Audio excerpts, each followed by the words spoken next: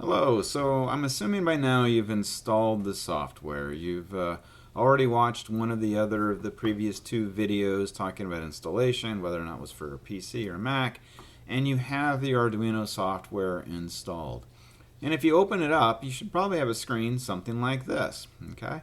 And what I want to do is, you notice here my device is not even plugged in yet. I want to show you what it should look like, get a baseline information. Don't plug in your device yet, okay? Let's take a look.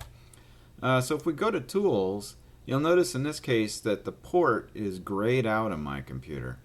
Now on this particular PC, alright, this is the desktop computer, I currently have nothing plugged into any USB ports that is using what is called serial communication. Okay, so I have nothing here. Now you might want to look at yours. You might have something that shows up here. You might have something that says there's a port, but it won't say there's an Uno or anything. It'll just have some other ID or some other notification. On Macs, it oftentimes will have 2 or 3 different devices, okay, that are showing up on this port window here. You should know what your system has before you plug in your device, because then you're going to know what your device actually looks like.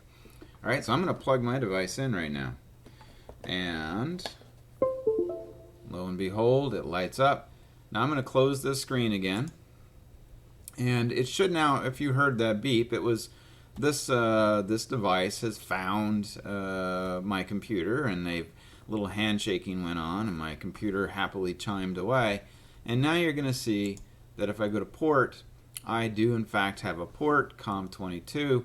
I had already plugged this in, so it found it, and of course it is hooked up to this Arduino Uno on port 22. You should make sure that your one of these is actually checked. Okay, it needs to be checked. It can't just show it.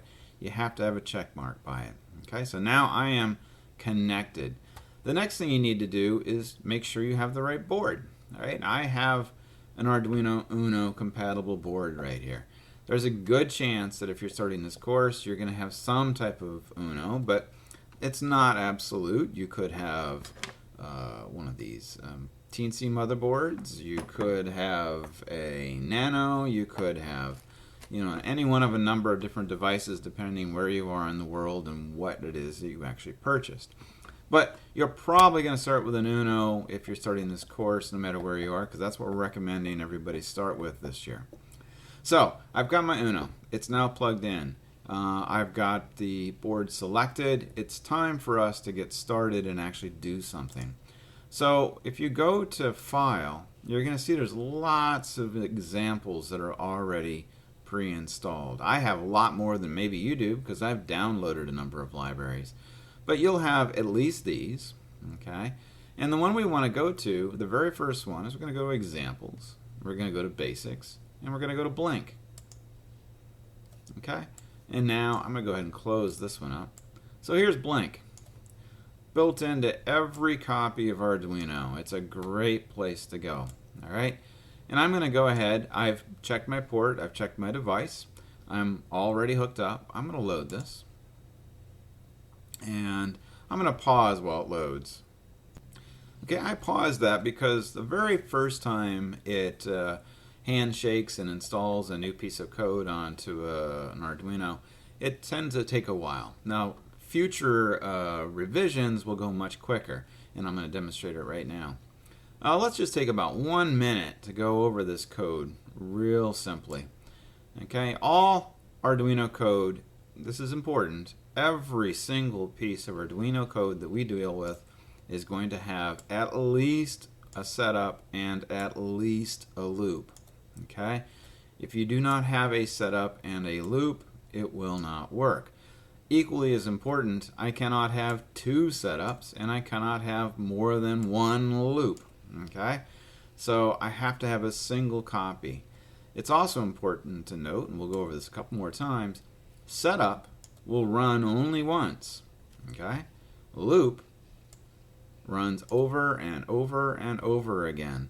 So when this code is uploaded into my Uno here, it's going to run this particular chunk first, this setup, and in fact in this particular case what it did is it actually took and set the direction of a pin. Okay, so it set this pin LED, which is actually hooked up to pin 13, and we'll talk about that here in the next video a little bit. And it set it to output, and then what we do is we're simply going high and low, in other words on and off, and we're turning on the LED, okay, which is hooked to pin 13, which is set to output, and we're doing it for 1,000 milliseconds or 1 second, and then we're going off for 1,000 milliseconds. So I'm going to change this a bit. I did this in my quick little crash demo. Let's make this 500, and let's make it go, well, we'll set them both for 500. Okay, so a half a second. And if I upload this, you can see it should go quicker. I don't think I'm going to pause it this time. And it compiles.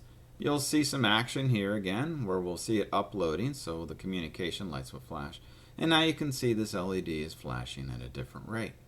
All right, so all of you should do this. You should go to File, you should go to Examples, go to Basics, go to Blank.